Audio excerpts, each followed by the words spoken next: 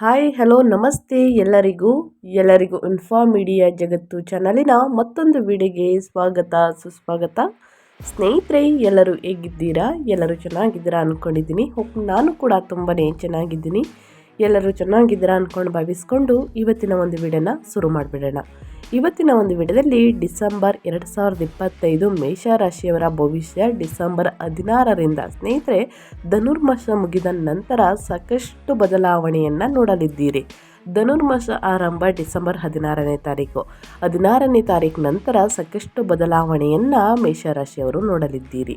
ಹಾಗಿದ್ರೆ ಯಾವುದರ ಬಗ್ಗೆ ಮೇಷರಾಶಿಯವರು ಎಚ್ಚರಿಕೆ ವಹಿಸಬೇಕು ಅಂದರೆ ನಿಮ್ಮ ವ್ಯಾಪಾರದಲ್ಲಿ, ವ್ಯವಹಾರದಲ್ಲಿ, ಹಣಕಾಸಿನಲ್ಲಿ, ನಿಮ್ಮ ವೃತ್ತಿ ಜೀವನದಲ್ಲಿ, ಇನ್ನು ಮಕ್ಕಳ ವಿಚಾರದ ಬಗ್ಗೆ, ಇನ್ನು ಈ ತಿಂಗಳು ಏನೆಲ್ಲ ಖರೀದಿ ಮಾಡುವಂತಹ ಯೋಗ ಇದೆ ಅನ್ನೋದನ್ನ ಒಟ್ಟಾರೆಯಾಗಿ ಮೇಷರಾಶಿಯವರಿಗೆ ತಿಳಿಸ್ಕೊಡ್ತಾ ಹೋಗ್ತೀನಿ.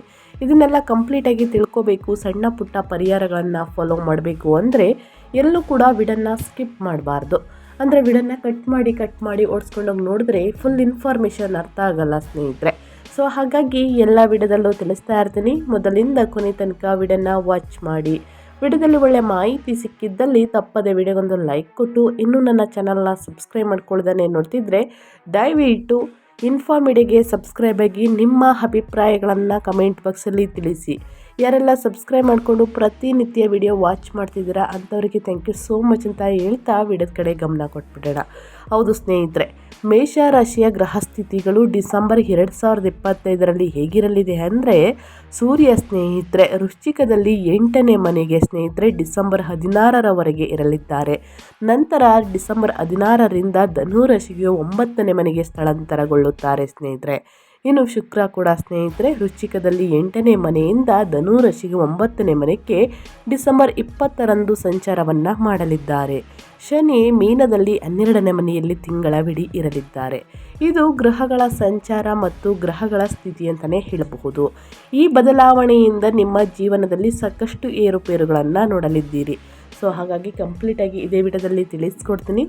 ಏನೆಲ್ಲ ಪರಿಹಾರಗಳನ್ನು ಮಾಡಬೇಕು, ಏನೆಲ್ಲ ಅದೃಷ್ಟವನ್ನು ನೋಡಲಿದ್ದೀರಿ ಅಂತ ಎಲ್ಲೂ ಕೂಡ ಸ್ಕಿಪ್ ಮಾಡ್ತಾನೆ ವಿಡಿಯೋಗೊಂದು ಲೈಕ್ ಕೊಟ್ಟು, ಈ ಅದೃಷ್ಟ ರಾಶಿ ನಿಮ್ಮ ಕುಟುಂಬದಲ್ಲಿ ಮತ್ತು ನಿಮ್ಮ ಸ್ನೇಹಿತರಲ್ಲಿ ಇದ್ದರೆ ತಪ್ಪದೆ ಅವರಿಗೆ ವಿಡಿಯೋನ ಶೇರ್ ಮಾಡಿ ಸ್ನೇಹಿತರೆ. ನಿಮ್ಮ ಕಡೆಯಿಂದ ಅವರ ಅದೃಷ್ಟ ಭವಿಷ್ಯವನ್ನು ತಿಳ್ಕೊಂಡಂಗಾಗುತ್ತೆ. ಕಮೆಂಟ್ ಬಾಕ್ಸಲ್ಲಿ ಓಂ ನಮ ಶನೇಶ್ವರಾಯ ನಮಃ ಅಂತ ಕಮೆಂಟ್ ಮಾಡಿ. ಶನಿದೇವರ ಅನುಗ್ರಹದಿಂದ ಇದ್ದ ಕಷ್ಟಗಳು, ಸಮಸ್ಯೆಗಳು ಸಂಪೂರ್ಣವಾಗಿ ನಿವಾರಣೆಯಾಗಲಿ ಅಂತ ಕೇಳ್ಕೊತಾ ವಿಡಿಯೋದ ಕಡೆ ಗಮನ ಕೊಟ್ಬಿಡೋಣ.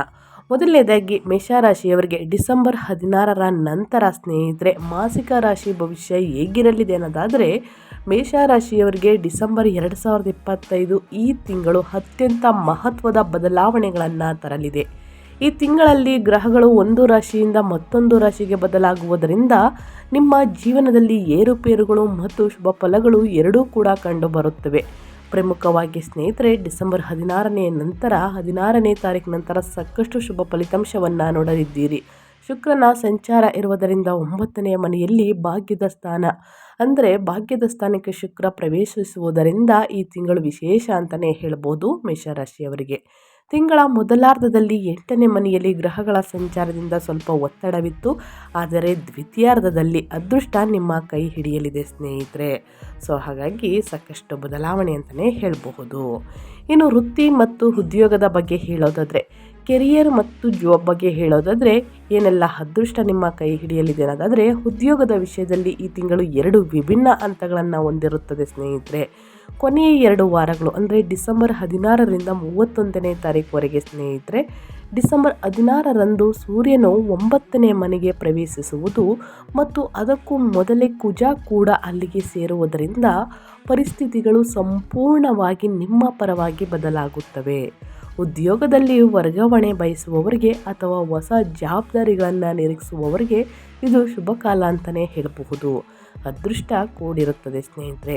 ದೂರದ ಊರುಗಳಿಂದ ಅಥವಾ ವಿದೇಶಗಳಿಂದ ಉದ್ಯೋಗಾವಕಾಶಗಳು ಬರುವ ಸೂಚನೆಗಳಿವೆ. ನಿರುದ್ಯೋಗಿಗಳಿಗೆ ಸ್ನೇಹಿತರೆ ಈ ತಿಂಗಳ ಕೊನೆಯಲ್ಲಿ ಸಿಹಿ ಸುದ್ದಿ ಸಿಗಲಿದೆ ಅಂತಲೇ ಹೇಳಬಹುದು.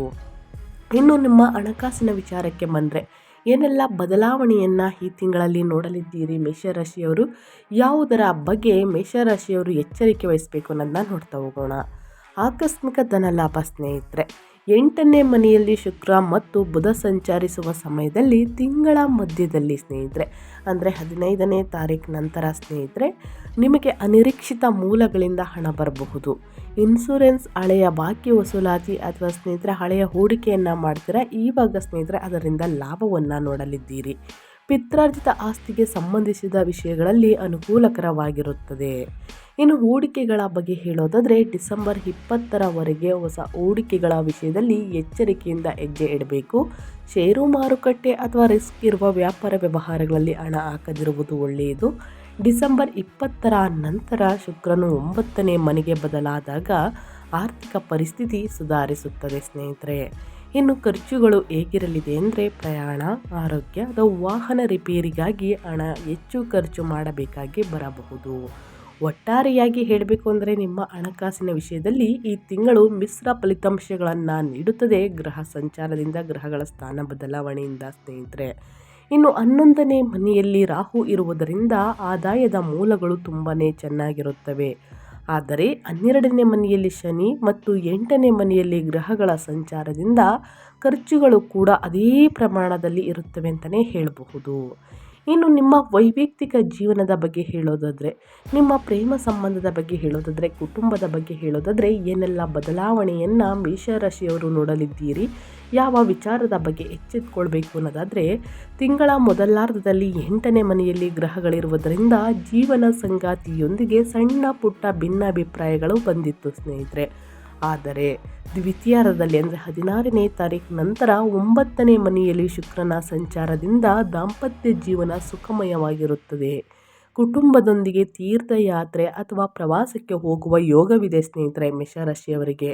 ಇನ್ನು 5ನೇ ಮನೆಯಲ್ಲಿ ಕೇತು ಇರುವುದರಿಂದ ಮಕ್ಕಳ ಆರೋಗ್ಯ ಅಥವಾ ವಿದ್ಯಾಭ್ಯಾಸದ ಬಗ್ಗೆ ಸ್ವಲ್ಪ ಆತಂಕವಿರುತ್ತದೆ ಅಂತಲೇ ಹೇಳಬಹುದು. ಆದ್ದರಿಂದ ಅವರ ಕಡೆಗೆ ಗಮನ ಹರಿಸಿ ಸ್ನೇಹಿತರೆ. ಇನ್ನು ಕೌಟುಂಬಿಕ ಜೀವನದಲ್ಲಿ ಈ ತಿಂಗಳು ಸಕಾರಾತ್ಮಕ ಬದಲಾವಣೆಗಳು ಕಂಡು ಬರುತ್ತವೆ. ಡಿಸೆಂಬರ್ 17ರಂದು ಸ್ನೇಹಿತರೆ ಸಾಕಷ್ಟು ಬದಲಾವಣೆ, ಗುರು ಸಂಚಾರ ಇರುವುದರಿಂದ 3ನೇ ಮನೆಗೆ ಸ್ನೇಹಿತರೆ ಡಿಸೆಂಬರ್ 5ನೇ ತಾರೀಕು ಗುರು 3ನೇ ಮನೆಗೆ ಬದಲಾಗುವುದರಿಂದ ನಿಮ್ಮ ಒಡಹುಟ್ಟಿದವರೊಂದಿಗಿನ ಸಂಬಂಧಗಳು ಸುಧಾರಿಸುತ್ತವೆ. ಅವರಿಂದ ನಿಮಗೆ ಸಹಾಯ ಸಹಕಾರಗಳು ಲಭಿಸುತ್ತದೆ ಅಂತಲೇ ಹೇಳಬಹುದು. ಸಣ್ಣ ಪುಟ್ಟ ಮನಸ್ತಾಪಗಳು ಬಂದಿದ್ದಲ್ಲಿ ಕೂತು ಮಾತನಾಡಿ ಬಗೆಹರಿಸ್ಕೊಳ್ಳಿ ಸ್ನೇಹಿತರೆ, ಅದನ್ನು ದೊಡ್ಡದಾಗಿ ಮಾಡೋದಕ್ಕೆ ಹೋಗಬೇಡಿ. ಸೊ ಹಾಗಾಗಿ ಸಾಕಷ್ಟು ಬದಲಾವಣೆ ಅಂತಲೇ ಹೇಳಬಹುದು. ಇನ್ನು ನಿಮ್ಮ ಆರೋಗ್ಯದ ಬಗ್ಗೆ ಹೇಳೋದಾದರೆ, ನಿಮ್ಮ ಹೆಲ್ತ್ ಬಗ್ಗೆ ಹೇಳೋದಾದರೆ ಏನೆಲ್ಲ ಬದಲಾವಣೆಯನ್ನು ಈ ತಿಂಗಳಲ್ಲಿ ನೋಡಲಿದ್ದೀರಿ, ಯಾವುದರ ಬಗ್ಗೆ ಮೇಷರಾಶಿಯವರು ಎಚ್ಚರಿಕೆ ವಹಿಸಬೇಕು ಅನ್ನೋದಾದರೆ, ಡಿಸೆಂಬರ್ 16ನೇ ತಾರೀಕು ನಂತರ ರವಿ 9ನೇ ಮನೆಗೆ ಪ್ರವೇಶಿಸಿದಾಗ ಸ್ನೇಹಿತರೆ ನಿಮ್ಮಲ್ಲಿ ಹೊಸ ಚೈತನ್ಯ ಮೂಡುತ್ತದೆ. ಹಳೆಯ ಆರೋಗ್ಯ ಸಮಸ್ಯೆಗಳಿಂದ ಮುಕ್ತಿ ಸಿಗುತ್ತದೆ. ಮಾನಸಿಕ ಶಾಂತಿಗಾಗಿ ಧ್ಯಾನ ಮಾಡುವುದು ಉತ್ತಮ. ಪ್ರತಿದಿನ ಯೋಗ ಧ್ಯಾನವನ್ನು ಮಾಡುವುದರಿಂದ ಮುಂದಿನ ದಿನಗಳಲ್ಲಿ ಉತ್ತಮ ಆರೋಗ್ಯವನ್ನು ಖಂಡಿತವಾಗಿಯೂ ಪಡೆದುಕೊಳ್ಳಲಿದ್ದೀರಿ ಸ್ನೇಹಿತರೆ ನೀವು.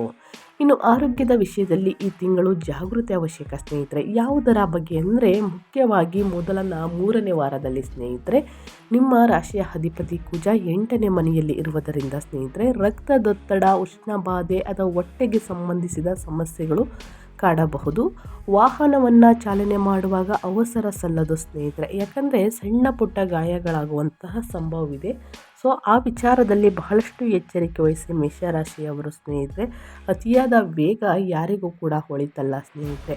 ನಿಧಾನವಾಗಿ ವಾಹನವನ್ನು ಚಾಲನೆ ಮಾಡಿ ತಡರಾತ್ರಿಯಲ್ಲಿ ಬರುವುದನ್ನು ಕಡಿಮೆ ಮಾಡಿ ಸ್ನೇಹಿತರೆ. ಗುರು ಹಿರಿಯರ ಮಾತನ್ನು ತಪ್ಪದೇ ಫಾಲೋ ಮಾಡಿ ಅಂತ ಹೇಳ್ತಾ, ಇನ್ನು ನಿಮ್ಮ ಆರೋಗ್ಯದಲ್ಲಿ ಸ್ನೇಹಿತರೆ ಸಾಕಷ್ಟು ಏರುಪೇರುಗಳು ಕಂಡು ಬಂದಿದ್ದಲ್ಲಿ ವೈದ್ಯರನ್ನು ಭೇಟಿ ಮಾಡಿ ಅವರು ಕೊಡುವಂತಹ ಸಲಹೆಯನ್ನು ಫಾಲೋ ಮಾಡಿ. ಇನ್ನು ನಿಮ್ಮ ದಿನಚರಿಯಲ್ಲಿ ಸ್ನೇಹಿತರೆ ಪ್ರತಿದಿನ ಯೋಗ ಧ್ಯಾನವನ್ನು ಮಾಡಿ ಸ್ನೇಹಿತರೆ. ಮುಂದಿನ ದಿನಗಳಲ್ಲಿ ಉತ್ತಮ ಆರೋಗ್ಯವನ್ನು ಖಂಡಿತವಾಗಿಯೂ ಪಡೆದುಕೊಳ್ಳಲಿದ್ದೀರಿ ಅಂತಲೇ ಹೇಳಬಹುದು. ಇನ್ನು ವ್ಯಾಪಾರ ವ್ಯವಹಾರದ ಬಗ್ಗೆ ಹೇಳೋದಾದರೆ, ವ್ಯಾಪಾರಿಗಳಿಗೆ ಈ ತಿಂಗಳು ಆರಂಭ ಸ್ವಲ್ಪ ಮಂದಗತಿಯಲ್ಲಿ ಸಾಗಿದರೂ ಅಂತ್ಯ ಅದ್ಭುತವಾಗಿರುತ್ತದೆ. ಪಾಲುದಾರಿಕೆ ವ್ಯಾಪಾರದಲ್ಲಿ ಸ್ನೇಹಿತರೆ ಇರುವವರು ಪಾಲುದಾರರೊಂದಿಗೆ ಜಗಳಗಳಿಗೆ ಆಸ್ಪದ ನೀಡಬಾರದು. ಏಕೆಂದರೆ ಬುಧ 8ನೇ ಮನೆಗೆ ಹೋಗುವುದರಿಂದ ವ್ಯಾಪಾರ ವಹಿವಾಟುಗಳಲ್ಲಿ ಅಥವಾ ದಾಖಲೆಗಳಲ್ಲಿ ಲೋಪದೋಷಗಳು ಉಂಟಾಗುವ ಸಾಧ್ಯತೆ ಇದೆ. ಆದ್ದರಿಂದ ಪ್ರತಿಯೊಂದಲ್ಲೂ ಸ್ನೇಹಿತರೆ ಸರಿಯಾಗಿ ಪರಿಶೀಲಿಸಿ ಸಹಿಯನ್ನು ಹಾಕುವುದು ಉತ್ತಮ.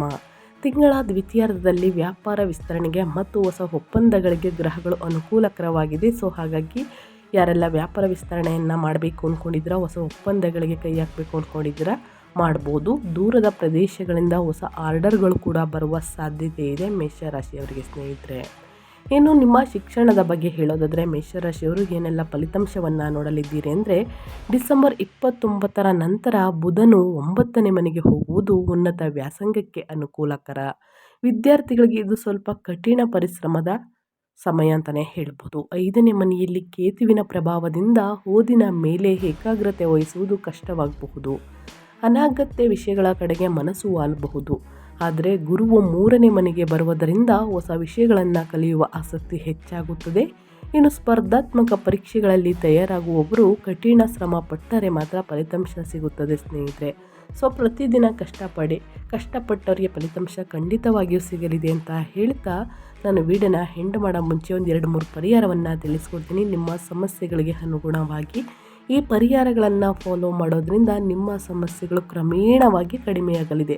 ಆದಷ್ಟು ನನ್ನ ಚಾನಲಲ್ಲಿ ಬರುವಂತಹ ಸಣ್ಣ ಪುಟ್ಟ ಪರಿಹಾರಗಳನ್ನು ಫಾಲೋ ಮಾಡಿ. ಈ ತಿಂಗಳು ಅನುಸರಿಸಬೇಕಾದ ಪರಿಹಾರದ ಕ್ರಮಗಳು: ಮೇಷರಾಶಿಯವರು ಗ್ರಹ ದೋಷಗಳ ನಿವಾರಣೆಗೆ ಮತ್ತು ಶುಭ ಫಲಗಳಿಗಾಗಿ ನಾನು ಹೇಳುವಂತಹ ಪರಿಹಾರಗಳನ್ನು ಫಾಲೋ ಮಾಡಿ. ಮೊದಲನೇದಾಗಿ ಸ್ನೇಹಿತರೆ, ಸೂರ್ಯ ನಮಸ್ಕಾರ.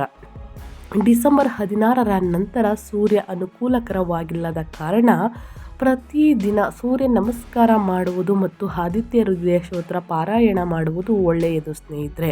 ಸೂರ್ಯನ ಸಂಚಾರದ ಸಮಯದಲ್ಲೂ ಮಾಡಿ ಸ್ನೇಹಿತರೆ. ಪ್ರತಿದಿನ ಮಾಡುವುದರಿಂದಲೂ ಸೂರ್ಯದೇವರ ಕೃಪೆಯಿಂದ ಸಾಕಷ್ಟು ಅದೃಷ್ಟವನ್ನು ಗಳಿಸಲಿದ್ದೀರಿ. ಇನ್ನು ಗಣಪತಿ ಪೂಜೆಯನ್ನು ಮಾಡಿ. ವಿದ್ಯಾರ್ಥಿಗಳು ಏಕಾಗ್ರತೆಗಾಗಿ ಪ್ರತಿದಿನ ಗಣಪತಿಯನ್ನು ಪ್ರಾರ್ಥಿಸಬೇಕು. ಇನ್ನು ಶನಿವಾರದಂದು ಸ್ನೇಹಿತರೆ, ಬಡವರಿಗೆ ನಿರ್ಗತಿಕರಿಗೆ ಕಪ್ಪು ವಸ್ತುಗಳನ್ನು ದಾನ ಮಾಡಿ. ಅಂದರೆ ಉದ್ದಿನ ಬೇಳೆ ಸ್ನೇಹಿತರೆ, ಕಬ್ಬಿಣದ ವಸ್ತುಗಳನ್ನು, ಕಪ್ಪು ಬಟ್ಟೆಯನ್ನು ದಾನ ಮಾಡಿ ಒಳಿತಾಗಲಿದೆ. ಇನ್ನು ದಾನದ ಪ್ರಕಾರ ಬಂದರೆ, ಶನಿಯ ಪ್ರಭಾವದಿಂದಾಗಿ ಶನಿವಾರದಂದು ಬಡವರಿಗೆ ಮತ್ತು ನಿರ್ಗತಿಕರಿಗೆ ಅಥವಾ ವಿಕಲಚೇತನರಿಗೆ ಅನ್ನದಾನ ಅಥವಾ ವಸ್ತ್ರದಾನ ಮಾಡುವುದು ಶ್ರೇಯಸ್ಕರ.